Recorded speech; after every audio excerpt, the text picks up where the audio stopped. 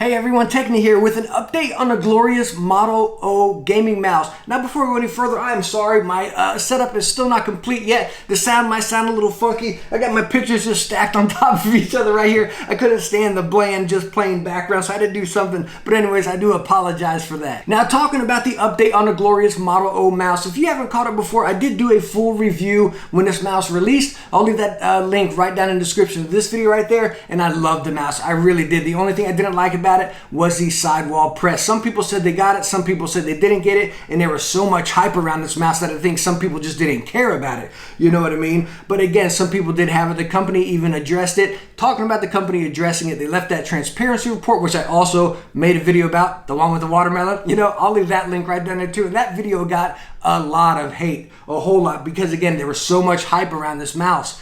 You know what I mean? It was like almost a comparison of that final mouse right there. But anyways, that video got so much hate, people thought I was just hating on the company or whatever, and that's not what I was doing. What I was doing was looking out for us, right? Spending 50 bucks. If the thing had a flaw like that, I wanted to let people know about it. And then again, with their transparency report, I felt like they were pointing the finger at us, you know, this, that, or the other, saying we're not using it correctly, this, that, or the other, you know, when I felt like the customer should have taken ownership and addressed the issue. So again, that's all I was doing there. I know people didn't like the video or whatever, but hey, I'm looking out for us, you know, spending our 50 bucks. But all right. What I wanted to do here is an update on the mouse here, because again, my only issue was the sidewall press. And what I figured, what better way to do this? Like they've had these sitting here for a while, and I honestly wanted to use them because again, I love the mouse, you know. So I figured, what better way to do it than open them with you guys, spot on. As you can see, they are both sealed right here. It should be a black and a white one. We got matte white and matte black. That's right. So again, they're both sealed. I haven't opened them yet. Some people said, "Oh, hey, I was too rough with them, this, that, or the other."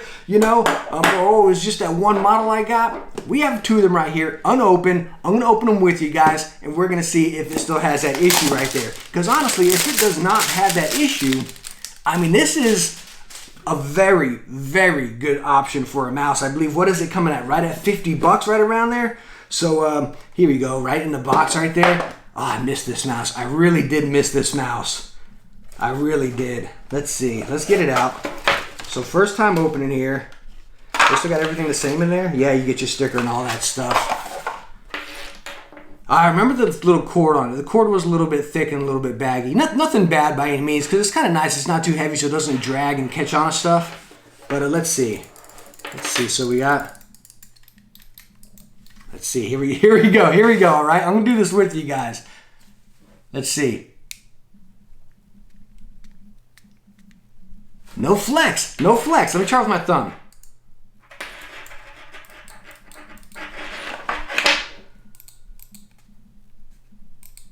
Uh-oh.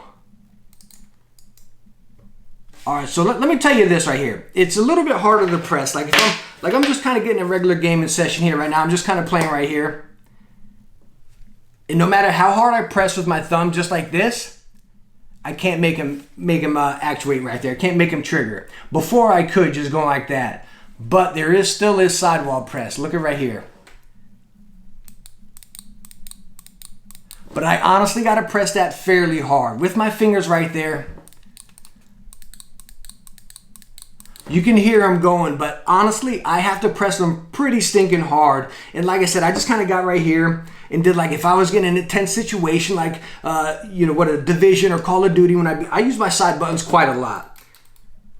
And no matter how hard I press right here, I can't make him trigger. I cannot make him trigger with the basic grip with my thumb right there, right there. When before, with the first model that I had, and that was with the first pre-order, I could make him trigger just by simply pressing or getting a firm grip on the side.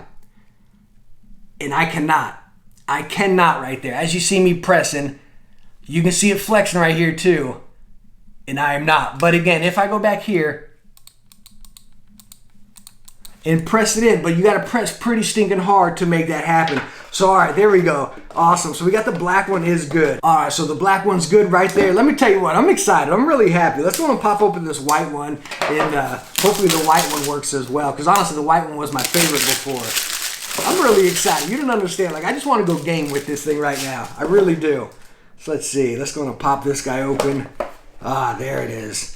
I love the white one. I really, really love the white one. If you look at picking it up, you should, because you get the RGB right there, a little bit of black right there. My whole setup is black, white, and red, you know, along with everything else, right?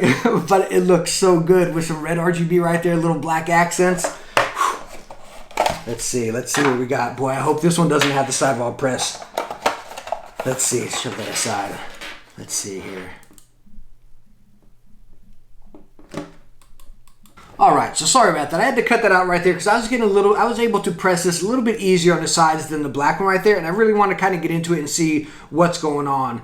On the back side, it's not right underneath the buttons right here where your thumb would usually be. I'm a palm gripper, and that's kind of where it lines up right there. And no, you can't press it like that. Where I noticed the presses coming is right back here on this guy right here, right on the face.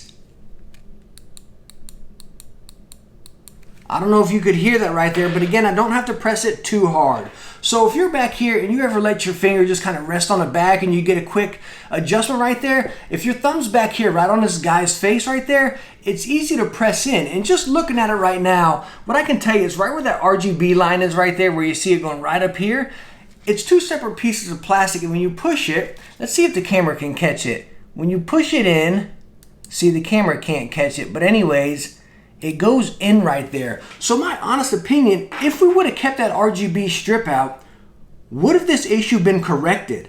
I don't know. Me personally, I would have said, hey, keep the RGB out and let's make this thing solid, you know, or put the RGB somewhere else, maybe just inside so it radiates through the honeycomb. That would have been really cool. But again, I'm just curious. I'm really gonna have to get some gaming on, but if I'm just in a basic palm grip like I usually use right here, and I grip it, it does not happen. It does not trigger the buttons. But again, if you put your finger back here behind the buttons at all and just kind of, I don't know, just in a tense situation, you just go to a quick grab, I think you will still actuate the buttons, that back one right there. All right, so after testing all of them and getting that little back press on the white one here, I went back to the black one and tested it as well, right on the guy's little face back there.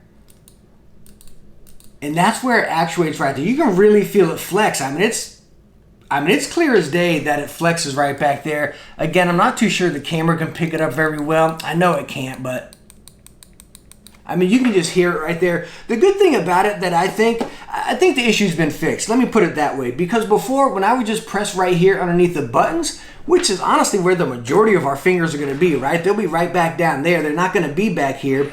But now they do not actuate right down there, which is really nice because now you can actually use it in a tense gaming situation. I'm using a palm gripper. You know, if you want to get some claw, your fingers are still going to be up there right by the button. But again, I want to bring that to your attention. If you ever have your finger back here and you get in a tense situation, you just grab, you probably will activate that back button right there. Now, one other thing I want to address, I know some other people had issues with the mouse buttons wobbling right up here. They do not, I mean, they wobble just as much as any other mouse. It's nothing drastic by any means, nothing that's going to mess with your gaming or anything like that. It's not like you press them down and they slide over or anything like that. Like, it's honestly not bad at all. Again, the only thing I would say to watch out for is if you're holding it right back here by this guy's head, don't press it in right there if you're in a tense situation. So, all right, so I know a lot of you are probably asking, hey man, well, would you recommend me pick up the Glorious Model O mouse right now? And I honestly say yes, I really would. I would go off and spend 50 bucks on this mouse, no questions asked, you know what I mean? Is it perfect? No, not even near. Again, that back press right there shouldn't be there at all, but I don't think that'll affect much of us. I know I keep saying it over and over, but again, I just want to let you know, no, it's not perfect, but I would spend 50 bucks on this mouse, no question. I think it's great, I think it's fun, I think it's a good looking mouse, it's lightweight. I really like it. I think it has a lot of work to do. And again, talking back to the company, I hope they kind of tighten up. They got new products coming out and everything, and I hope they go about it a lot better this time. But yes, I think it's worth the 50 bucks, and I think you'll enjoy it right there.